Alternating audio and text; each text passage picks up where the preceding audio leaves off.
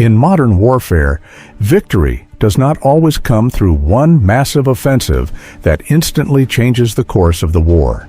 Sometimes, it begins with a small village, a place most people had never even heard of before. And this time, that place is Charivne, a small settlement in the Zaporizhzhia region, now claimed by Russia to have fallen under its control.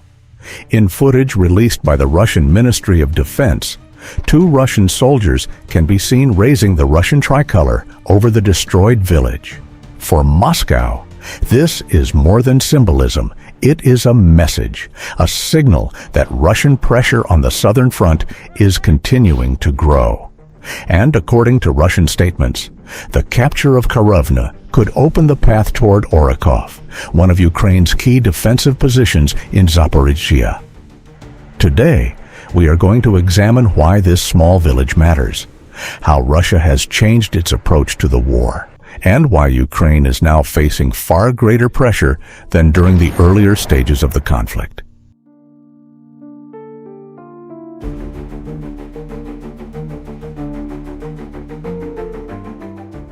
According to Russian military statements, the operation in Charivne was carried out by the 38th Guards Motor Rifle Brigade under the Vostok Battle Group. Moscow described the village as having been liberated.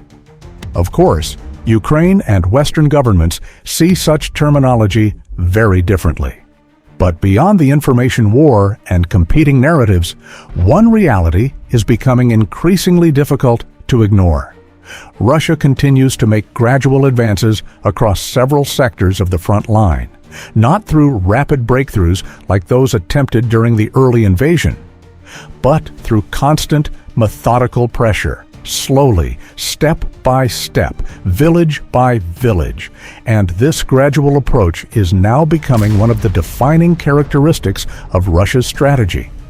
Because Moscow appears to understand that this war is no longer about speed, it is about endurance, a war of attrition.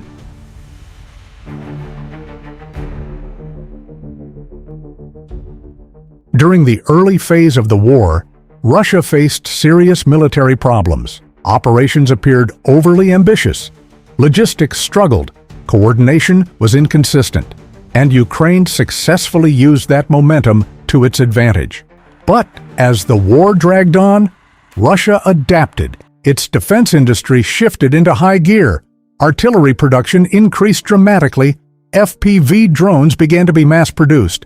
Missile manufacturing continued. Damaged armored vehicles were repaired and sent back to the battlefield. And perhaps most importantly, Russia appears to have found a rhythm better suited for a long-term conflict. In the early years, Russian offensives often looked rushed and overextended. Now, the approach is far more patient, slower, but also more stable. And while these advances may appear minor on the map, this kind of sustained pressure can become extremely exhausting for the defending side.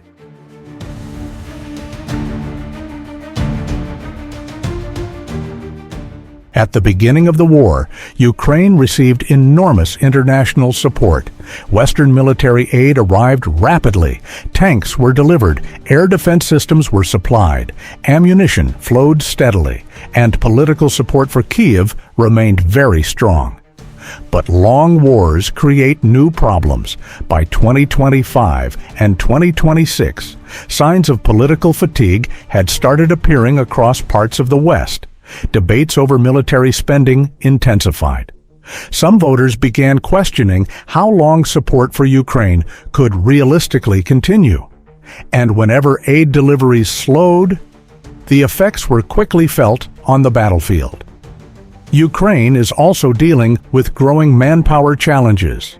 Many units have spent years under constant combat pressure. Rotation cycles are becoming increasingly difficult. And further mobilization has become a politically sensitive issue inside the country itself.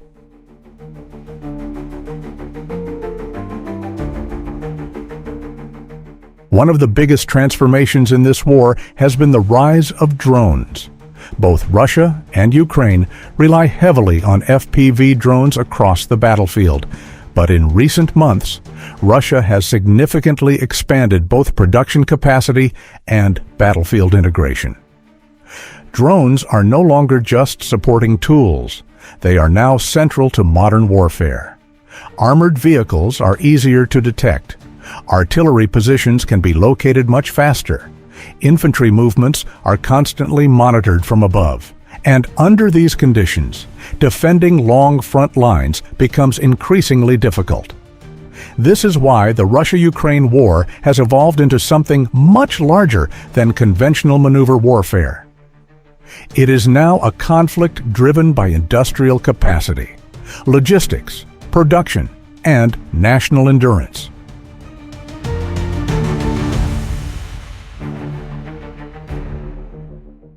Ukraine's major 2023 counteroffensive is often viewed as one of the turning points of the war. At the time, Kyiv hoped to break through Russian defenses in the south and threaten the land corridor to Crimea.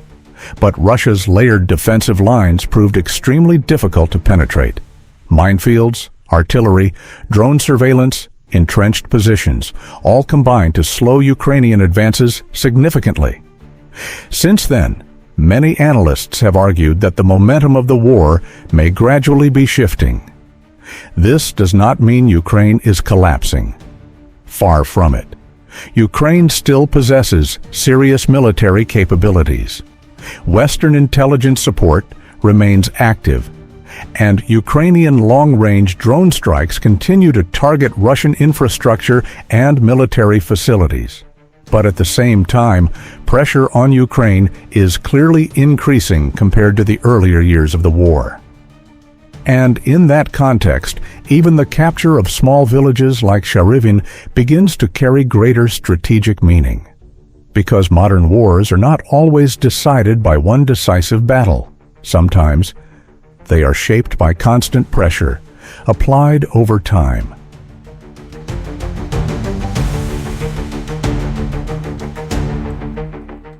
In the end, Charivne may appear insignificant on the larger map of the Russia-Ukraine war. Just one small village, in a conflict that has already devastated countless towns and cities. But in modern warfare, small territorial gains can gradually shape much larger strategic realities.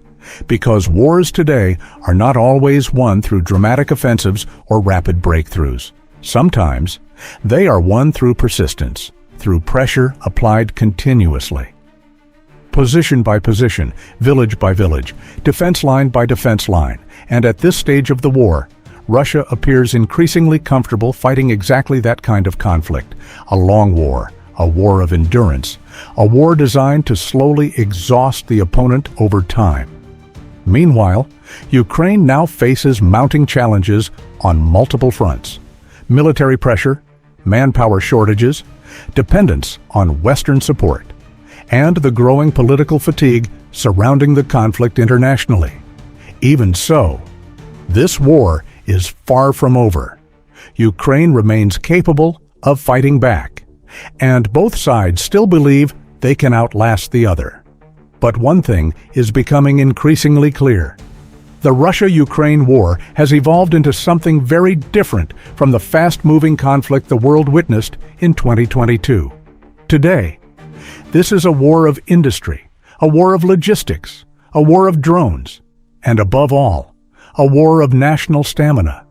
And perhaps the biggest question now is no longer who can advance the fastest, but who can endure the longest.